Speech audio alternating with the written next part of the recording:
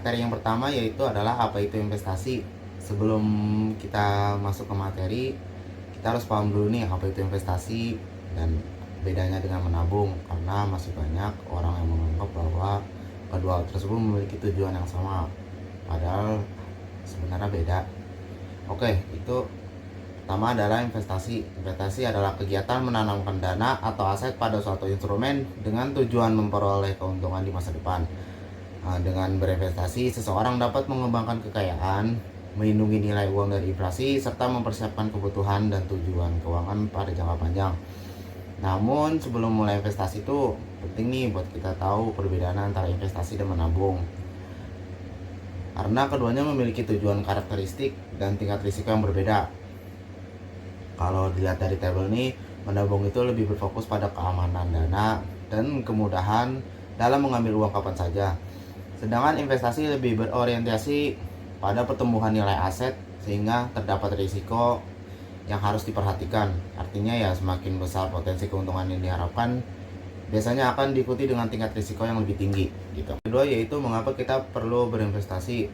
Mungkin sebagian dari kita berpikir bahwa menyimpan uang, menabung saja itu udah cukup, padahal kan kenyataannya nilai uang dapat berubah seiring waktunya.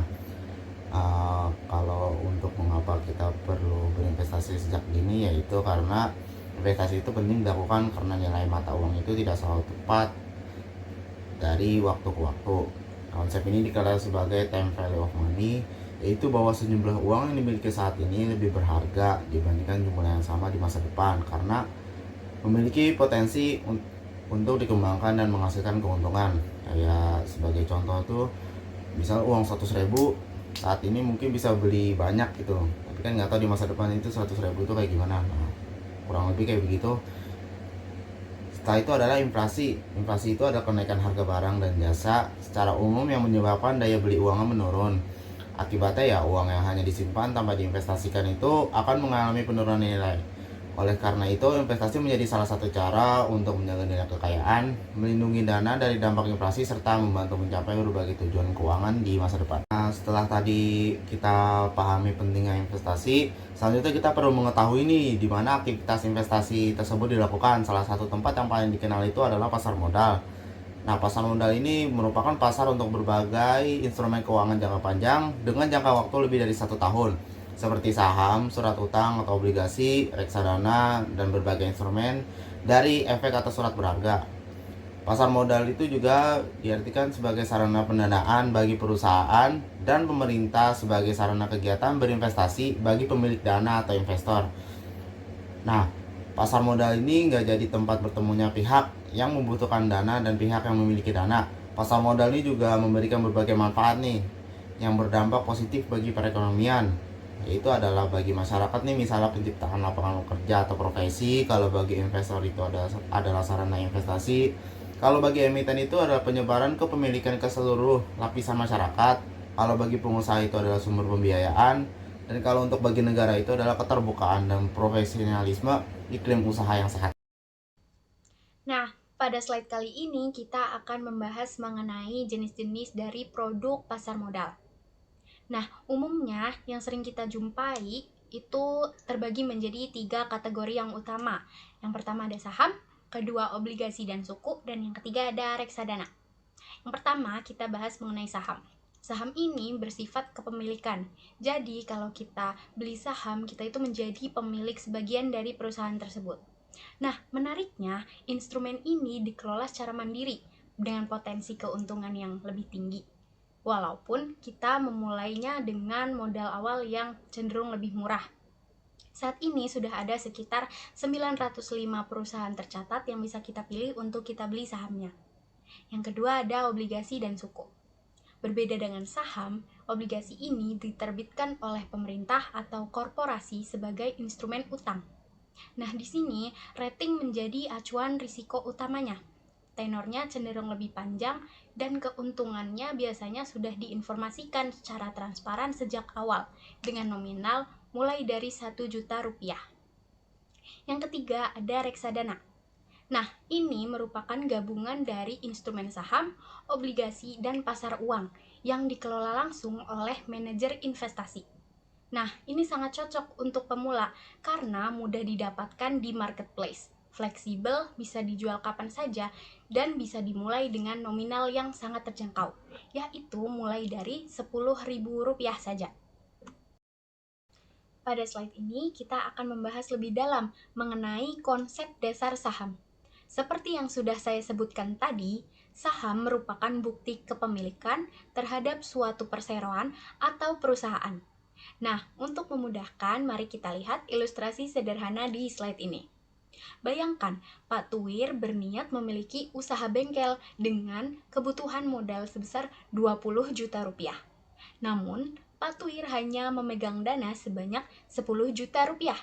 Nah, untuk menutupi kekurangannya, Pak Tuwir mengajak 5 temannya untuk bersama-sama menanamkan modal masing-masing sebesar 2 juta rupiah. Nah, dengan skema ini, setiap orang dalam perusahaan bengkel tersebut otomatis memiliki saham senilai 2 juta rupiah. Lalu apa sih keuntungan menjadi pemilik saham? Saham itu menawarkan berbagai potensi keuntungan jangka panjang yang menarik bagi investor. Di antaranya, yang pertama, adanya pertumbuhan laba bersih dari bisnis yang dijalankan. Kedua, adanya potensi capital gain, yaitu kenaikan harga nilai saham itu sendiri. Yang ketiga, ada pembagian keuntungan atau biasa kita kenal sebagai dividen. Yang keempat adalah sifat transaksinya yang fleksibel. Nah, sekarang kita masuk ke konsep dasar obligasi. Berbeda dengan saham yang merupakan bukti kepemilikan, obligasi adalah surat utang jangka menengah hingga panjang yang diterbitkan oleh pemerintah atau perusahaan untuk memperoleh dana segar dari investor. Nah, jadi, investor yang membeli obligasi pada dasarnya sedang memberikan pinjaman kepada penerbit. Nanti sebagai imbalannya, investor akan menerima imbal hasil berkala berupa kupon ataupun bunga, serta pengembalian dana pokok secara utuh saat jatuh tempo. Nah, mari kita bedah ilustrasinya. Katakanlah PT Ubi Bakar ingin mengembangkan usahanya dan membutuhkan dana yang cukup besar, yaitu 100 miliar rupiah. Nah, untuk mendapatkan dana tersebut, perusahaan menerbitkan obligasi ke masyarakat luas. Nah, di sini Pak Tuwir bertindak sebagai investor dan memutuskan untuk membeli obligasi senilai 10 juta rupiah. Nah, perlu dicatat, dengan membeli obligasi ini, Pak Tuwir tidak menjadi pemilik PT Ubi Bakar, melainkan menjadi pihak yang memberikan pinjaman. Nanti sebagai imbalannya, PT Ubi Bakar ini wajib membayar kupon secara berkala kepada Pak Tuwir dan wajib mengembalikan dana pokok sebesar 10 juta rupiah secara utuh untuk masa obligasinya yang jatuh tempo.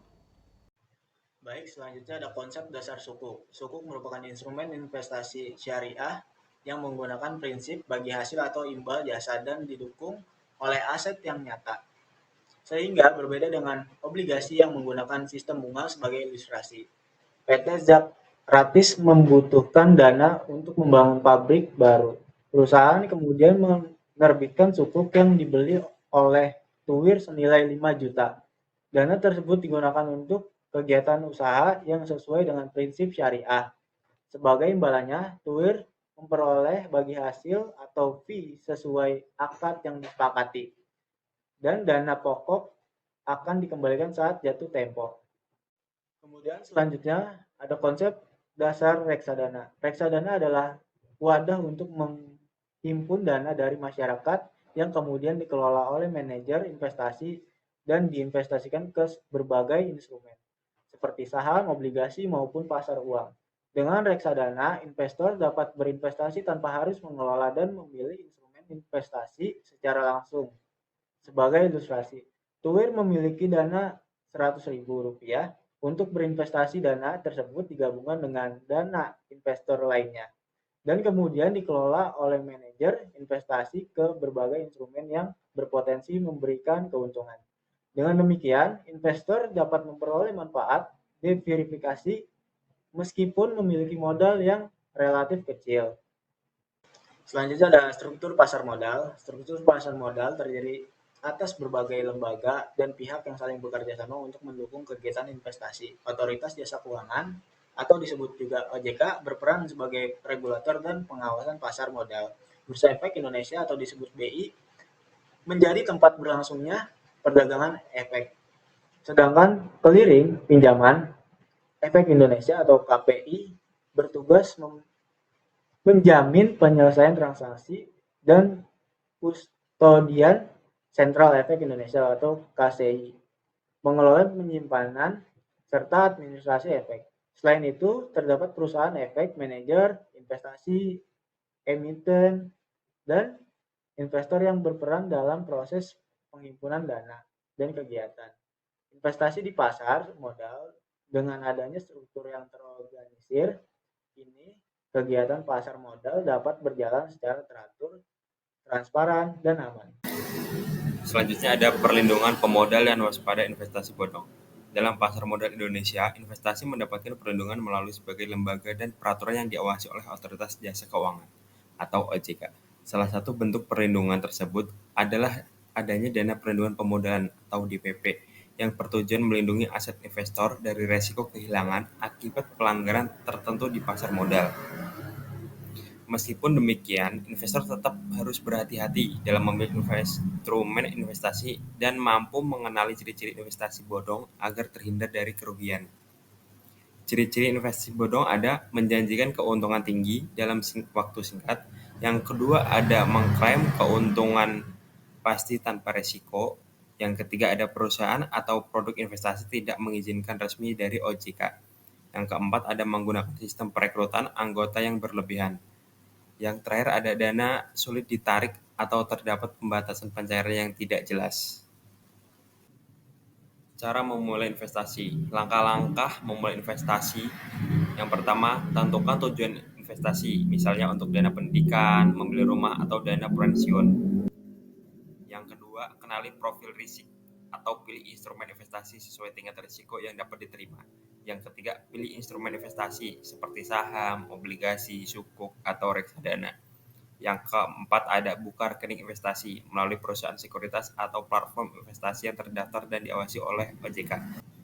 Yang terakhir, pantau dan evaluasi investasi. Tinjau perkembangan investasi secara berkala untuk memastikan sesuai dengan tujuan keuangan.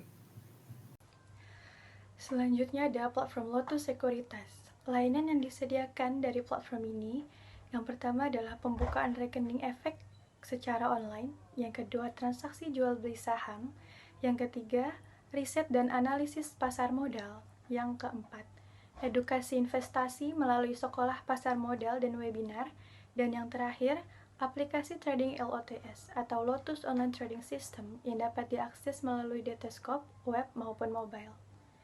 Melalui berbagai layanan dan program edukasi yang diberikan, Lotus Sekuritas berperan dalam meningkatkan literasi keuangan serta memudahkan masyarakat untuk mulai berinvestasi di pasar modal secara aman dan terjangkau.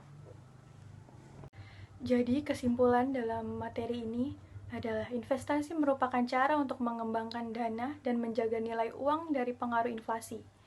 Melalui pasar modal, masyarakat dapat berinvestasi pada berbagai instrumen seperti saham, obligasi, suku, dan reksadana sesuai dengan tujuan dan profil risikonya. Dengan memahami dasar-dasar investasi serta memilih instrumen yang tepat, investor dapat mencapai tujuan keuangan secara lebih optimal dan terhindar dari investasi bodong. Sekian pemaparan materi dari kelompok 3.